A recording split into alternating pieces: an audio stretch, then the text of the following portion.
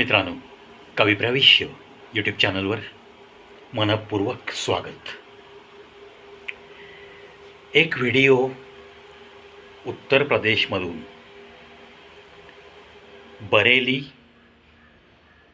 इथून जवळच Izzatnagar railway station असं सांगितलं जातं आहे आणि प्लॅटफॉर्मवरती एका मुस्लिम सूफी संताची मजार आहे असं दाखवलं जाऊन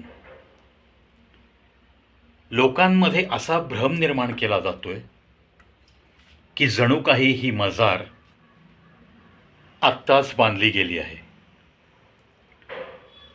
म्हणजे अशाही काही घटना, असेही काही व्हिडिओ अशा गरमागरमीच्या वातावरणात टाकायचे आणि सामाजिक तेढ निर्माण करायची असा उद्देश असलेली माणसंसुद्धा या जगात नक्कीच आहेत. आता मजार आहे, सत्सत विवेकबुद्धीनी विचार करणारा माणूस हा व्हिडिओ पाहिल्यावर लगेच डोकं भडकवून घेत नाही. लगेच कॉमेंट्स करणारे काही जण असेही पाहिले मी की हे बांधकाम होत असताना रेल्वेचे पोलीस, रेल्वेचे अधिकारी हे झोपले होते का? योगी आदित्यनाथ जी मुख्यमंत्री आहेत त्यांनी काय केलं 5 वर्षात, वगैरे वगैरे. एक सूफी संत होता. पूर्वी जेव्हा ब्रिटिशांनी रेल्वेचं जाळं वाढवण्यास सुरुवात केली तेव्हा आज जिथं मजार आहे त्याच्या आजूबाजूला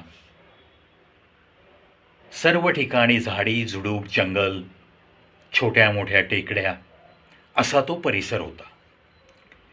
ब्रिटिशांनी मॅपिंग केलं आणि तिथून रेल्वे ट्रॅक टाकूयात आणि त्यावेळेस आपण मजार हटवणार आहोत असं ठरवलं.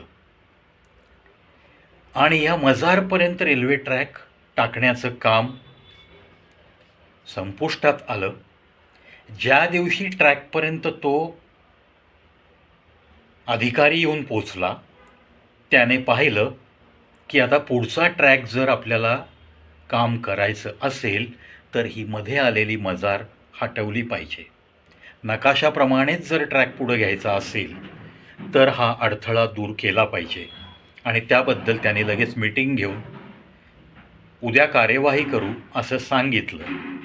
दुसऱ्या दिवशी जेव्हा हा सगळा लवाजमा त्या मजारजवळच्या काम झालेल्या ट्रॅककडं सर्व सुपरवायझर्स, त्यावेळचे खलाशी, मजूर हे सगळे आल्यावर त्यांना असं दिसून आलं की ट्रॅक जो त्या मजारपर्यंत पोचला होता, सर्व काही स्लीपर्स टाकून नटबोल्ट्स फिटिंग सगळं काही झालं होतं, तो आपोआप सगळं काही निखळून पडलेलं होतं आणि तो ट्रॅक बाजूला सरकलेले होते. टाकलेले रूळ हे बाजूला सरकले होते. It happen during Britishers when they are ruling over our India. British काळात ही घडलेली घटना आहे. त्यांना वाटलं की रात्री अपरात्री काही चोरांनी चोरीचा प्रयत्न केला असेल. रेल्वेचे रूळ जर चोरले जातात हे पूर्वापार चालू आहे. आता हा उत्तर प्रदेशमधला भाग, बरेलीजवळचं हे इज्जतनगर स्टेशन, खूप चांगल्या 3-4 संस्था या इज्जतनगरमध्ये आहेत. 4 प्लॅटफॉर्मचं हे स्टेशन सध्या अस्तित्वात आहे. एक रेल्वेची महत्त्वाची धमनी असंही म्हटलं जातं.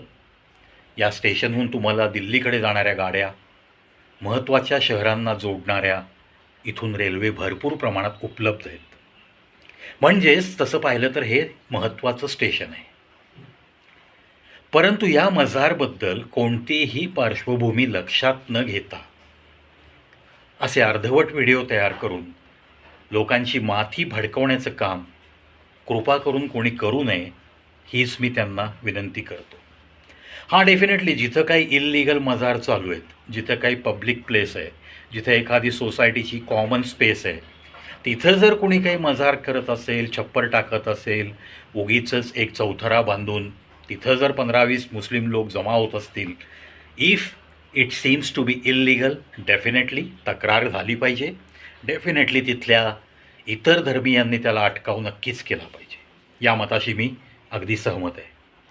परंतु जेव्हा मी डीपली या मजारच्या विषयी वाचन केलं, तेव्हा मला असं आढळून आलं की ब्रिटिश सरकारने त्यानंतरच्या दुसऱ्या दिवशी परत सर्व रूळ जोडले त्या मजारपर्यंतचे, आणि नंतर रात्री त्यांनी एका ब्रिटिश कॉन्स्टेबलची नेमणूक केली की रात्रभर तू इथे पहारा द्यायचा आहे. त्या कॉन्स्टेबलनी दुसऱ्या दिवशी चक्क त्या ऑफिसरला रिपोर्टिंग केलं की माझा पहारा, मी जागता पहारा दिला आहे आणि माझ्या डोळ्यादेखत तिथे कुठलीही हालचाल न दिसता आपण केलेलं काम सगळं उखडून टाकलं गेलं होतं, आणि मी कधीही एक क्षणही माझ्या ड्युटीमध्ये झोपलो नाही आहे. इथे ही घटना आपोआप घडते. त्या एका माणसावर त्या ब्रिटिश अधिकाऱ्याने विश्वास नाही ठेवला. त्याने अजून संमिश्र पहारा ठेवला, with some Britishers and some Indians. त्यांनीसुद्धा 10-12 लोकांनी रात्रभर जागा राहून पहारा दिला.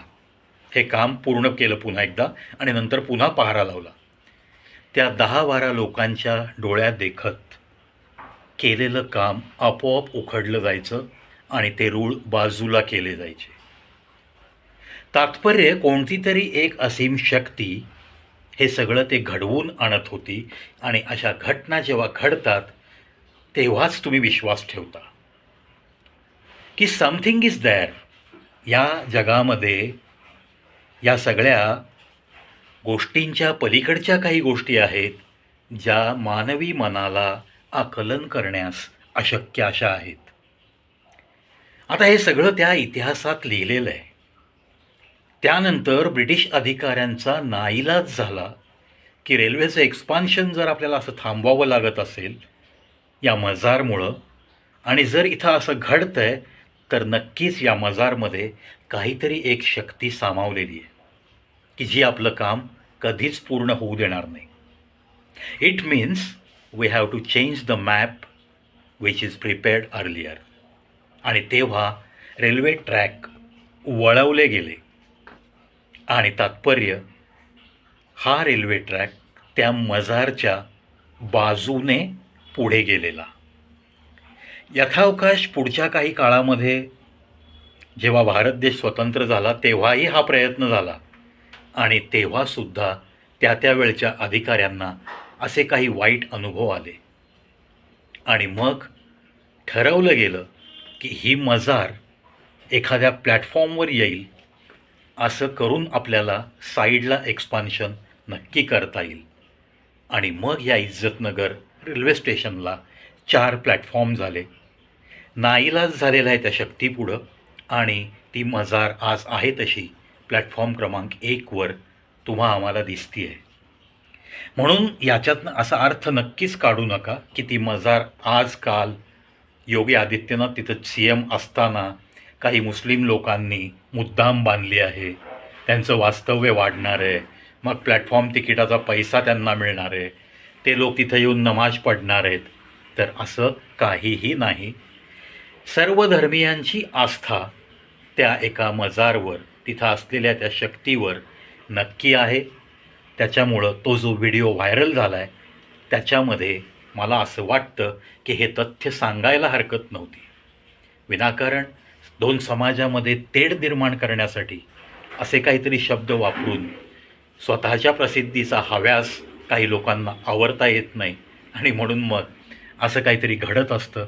याच्यातून डोकी भडकली जातात, आणि 2 धर्मियांमध्ये सध्याच वातावरण तंग आहे.